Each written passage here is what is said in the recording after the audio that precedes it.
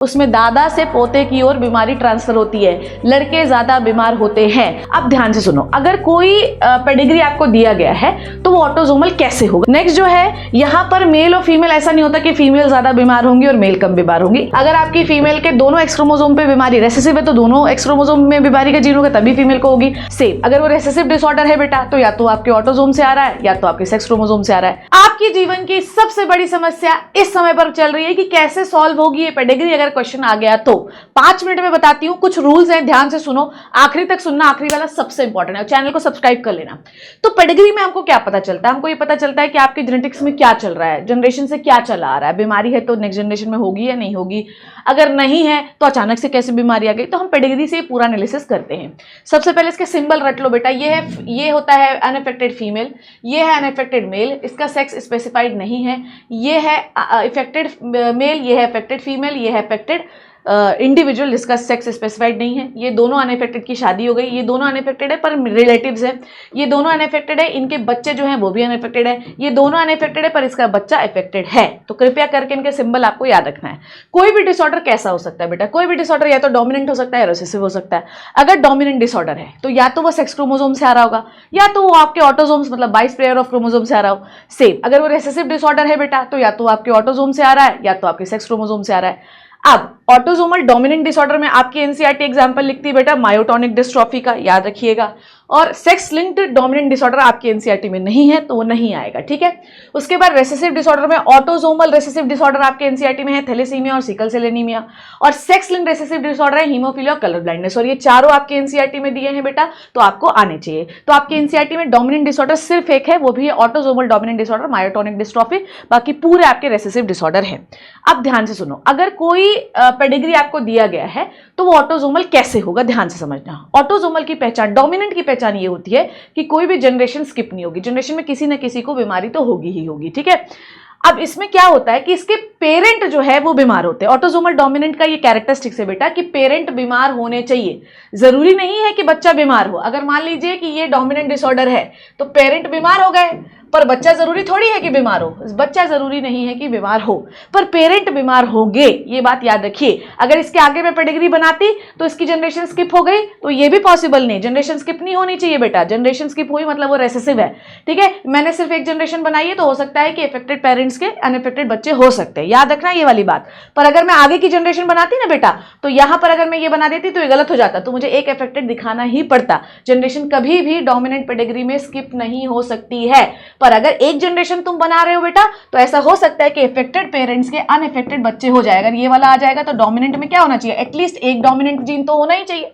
Next जो है, यहां पर मेल और फीमेल ऐसा नहीं होता कि फीमेल ज्यादा बीमार होंगी और मेल कम बीमार होंगी, इक्वल प्रोपोर्शन हो सकता है। मतलब मेल भी बीमार दिखाई देंगे आपको और फीमेल भी बीमार दिखाई देंगे। तो आपके एनसीईआरटी में एग्जांपल है बेटा मायोटोनिक डिस्ट्रॉफी का। जैसे मैंने आपको क्या सिखाया कि आपका एक पेरेंट, जरूरी नहीं दोनों बीमार हो पर एक पेरेंट बीमार होगा ही।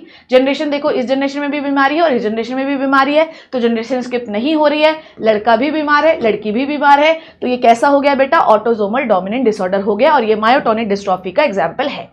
अगला पेडिग्री जो है बेटा वो क्या है बेटा, ऑटोसोमल रेसेसिव। ऑटोसोमल रेसेसिव में जनरेशन स्किप होगी, ठीक है, जनरेशन स्किप होगी। और याद रखिएगा कि ऑटोसोमल रेसेसिव में भी मेल और फीमेल दोनों को बीमारी हो सकती है, सेक्स लिंक्ड में ऐसा नहीं होता। बस याद रखो ऑटोसोमल रेसेसिव का क्या है कि जनरेशन स्किप होगी और उसके बाद मेल और फीमेल दोनों को बीमारी हो सकती है, दोनों को बीमारी हो सकती है। जैसे कि ये देखो, इधर आ जाओ, ये है ऑटोसोमल सिकल सेल एनीमिया का डायग्राम। और रेसेसिव की एक और पहचान है कि हो सकता है अनअफेक्टेड पेरेंट के अफेक्टेड बच्चे हो जाए, अनअफेक्टेड पेरेंट्स के अफेक्टेड बच्चे हो जाए। रेसेसिव डिसऑर्डर आपको तब होगा जब आपके पास दोनों रेसेसिव जीन हो। अगर ये दोनों हेटेरोजाइगस कंडीशन में है तो ये पॉसिबिलिटी है ना कि इन दोनों के पास स्मॉल ए जीन आ जाए तो इनको बीमारी हो जाएगी। अब इधर देखो, इधर मेल है इधर फीमेल है। तो ऑटोसोमल रेसेसिव का ये है कि मेल और फीमेल दोनों को हो सकता है, जनरेशन स्किप हो सकती है और अनअफेक्टेड पेरेंट्स के अफेक्टेड बच्चे हो सकते हैं। अब सबसे इंपॉर्टेंट पेडिग्री, ये सिकल सेल एनीमिया का डायग्राम है। अब सबसे इंपॉर्टेंट पेडिग्री जो है बेटा वो है sex linked recessive pedigree. Sex linked recessive pedigree में आपकी एनसीईआरटी में बेटा एक्स लिंक्ड पेडिग्री दिखाई गई है, वाई लिंक्ड आपके में है ही नहीं। अब जो भी बीमारी होगी बेटा वो एक्स लिंक्ड होगी। अब अगर आपकी फीमेल ऐसी है तो ये कैरियर है। अगर आपकी फीमेल के दोनों एक्स क्रोमोसोम पे बीमारी रेसेसिव है तो दोनों एक्स क्रोमोसोम में बीमारी का जीन होगा तभी फीमेल को होगी। अब मेल के पास क्योंकि एक ही एक्स क्रोमोसोम है तो अगर एक एक्स क्रोमोसोम में भी बीमारी का जीन है तो मेल बीमार होगा, ठीक है, क्योंकि एक ही एक्स क्रोमोसोम है। अब इसमें क्या है, जनरेशन स्किप हो सकती है। अब इसका एक सेक्स लिंक और ऑटोसोमल रिसेसिव पहचानने का क्या तरीका है कि उसमें मेल और फीमेल दोनों बीमार होंगे, इसमें आपको लड़के ज्यादा बीमार दिखाई देंगे। और अगर आप देखोगे तो अगर आपकी लड़की बीमार है, ठीक है, तो अब इसको समझने का तरीका देखो, है ना। अगर आप, ये लड़की क्या कहलाएगी, कैरियर, क्योंकि इसके एक एक्स क्रोमोसोम में बीमारी का जीन है। ये लड़का बीमार कहलाएगा क्योंकि इसका एक ही एक्स क्रोमोसोम है, उसमें भी बीमारी का जीन है। अब यहां पर देखो, ये लड़की कैरियर और अफेक्टेड फादर है। हमेशा याद रखना कि अगर आप सेक्स लिंक्ड रिसेसिव पेडिग्री पहचान रहे हो तो लड़के से लड़की को बीमारी जाएगी, समझे। अगर आपकी लड़की कैरियर है और अगर आपका लड़का बीमार है तो लड़की को बीमारी जा सकती है, एक पॉसिबिलिटी ये बन सकती है, ठीक है। और अगर इसकी शादी हमने नॉर्मल मेल के साथ करा दी तो आपके लड़के बीमार होंगे, लड़की बीमार नहीं होगी। आप क्रॉस करके लगा सकते हो, आप ये क्रॉस करके देखो, इसमें लड़के बीमार होंगे, लड़कियां कैरियर हो सकती हैं। तो ये क्रिस क्रॉस इनहेरिटेंस है। मतलब ये क्या हो गया बेटा, ये आपके दादाजी हो गए और ये क्या हो गया, आपका पोता हो गया। तो ये है क्रिस क्रॉस इनहेरिटेंस, मतलब दादा से बीमारी पोते की ओर आएगी। मतलब यहाँ पे लड़के ज्यादा बीमार होंगे। अगर दादाजी बीमार है तो उनकी लड़की बीमार हो सकती है। ये आपको पहचानना आना चाहिए। 2 रूल्स मैंने आपको बताए हैं। क्रिस क्रॉस इनहेरिटेंस का मतलब समझो कि अगर मान लो नॉर्मल लड़की है और अगर दादाजी बीमार हैं, एक और पेडिग्री बताया मैंने आपको, ठीक है, तो इसमें सारे तीनों बच्चे नॉर्मल हुए, पर हो सकता है ना कि एक बच्ची कैरियर हो गई हो। क्रॉस लगा के देखो, अगर आपने कैरियर फीमेल की शादी, ठीक है, अगर आपने देखो यहाँ पे लड़का बीमार है, यहाँ पर लड़की नॉर्मल है, तो लड़की हो सकता है कैरियर बनी हो। अगर इसकी शादी हमने नॉर्मल मेल के साथ करा दी तो देखो पोता बीमार हो जाएगा।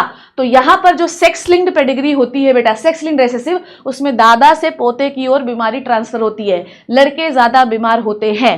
हो सकता है कि अगर आपने कैरियर लड़की की शादी नॉर्मल लड़के से करा दी तो आपके लड़के बीमार होंगे, पर लड़कियां इसमें कैरियर होंगी। अगर आप लड़की में बीमारी दिख रही है तो लड़की में बीमारी ज्यादातर इस कंडीशन में दिखाई देती है जिसमें लड़के को बीमार दिखाया जाता है, लड़की को कैरियर दिखाया जाता है। कई बार बीमारी ऐसी भी हो जाती है कि लड़की कैरियर होती है। देखो यहां पर अगर आप देखो तो ऐसी भी बीमारी हो सकती है। ज्यादातर इस कंडीशन में लड़कियां बीमार होती हैं, लड़का बीमार और लड़की कैरियर। अगर इनकी शादी हो जाएगी तो लड़कियां बीमार होती हैं, नहीं तो नॉर्मल कंडीशन में, ये कंडीशन है तो उसमें लड़के बीमार होंगे। अगर ये वाली कंडीशन है तो भी ज्यादातर लड़के ही बीमार होते हैं, लड़कियां बीमार नहीं होती है। क्लियर है बच्चों। तो ये हो गई आपकी सेक्स लिंक्ड रिसेसिव पेडिग्री। आपको सबसे अधिक सेक्स लिंक्ड रिसेसिव पेडिग्री पर ही ध्यान देना है बच्चों, ये बात याद रखना। एक क्वेश्चन मैं आपको करके दिखाती हूं जैसा कि आप समझोगे। जैसे मान लो आपने एक लड़की ले ली नॉर्मल और एक लड़का ले लिया आपने डिजीज, वही समझ गए। अब यहां पर हमारे पास 2 बच्चे आए जिसमें से एक लड़की हमको मिली है बीमार और दूसरा लड़का मिला है हमको नॉर्मल। क्या हुआ होगा इसमें? हुआ ये होगा बच्चों, ध्यान से समझना, अगर ये लड़की हो गई है कैरियर और अगर ये लड़का हो गया है बीमार तो पॉसिबिलिटी है कि लड़की के पास बीमारी का जीन आ जाए। और अगर इसकी शादी हमने नॉर्मल मेल से करा दी तो अब आपका क्वेश्चन मार्क ये है कि रिजल्ट क्या आएगा। समझ में आ गई बात। तो ये हो गई आपकी रेसेसिव पेडिग्री। डन है बच्चों, कोई दिक्कत परेशानी है क्या? अब मैम बोल रहे इसमें जनरेशन स्किप हो ही नहीं रही है, तो ये भी मैं आपको समझाने की कोशिश कर रही हूं कि कृपया करके देखना कि बीमारी दादा से लड़की से पोते की ओर ट्रांसफर होनी चाहिए तो भी वो सेक्स लिंक्ड पेडिग्री ही है बेटा। ये हो गए रूल्स ऑफ पेडिग्री, इनको अप्लाई करो। अगर नहीं समझ में आता है कमेंट सेक्शन में लिखो, फिर मैं कुछ क्वेश्चंस भी आपको सेंड करूंगी। ठीक है, ये बहुत आसान पेडिग्री है, इसमें कुछ भी नहीं है। I hope you learn and enjoyed the video. Thank you so much बच्चों, take care and bye bye.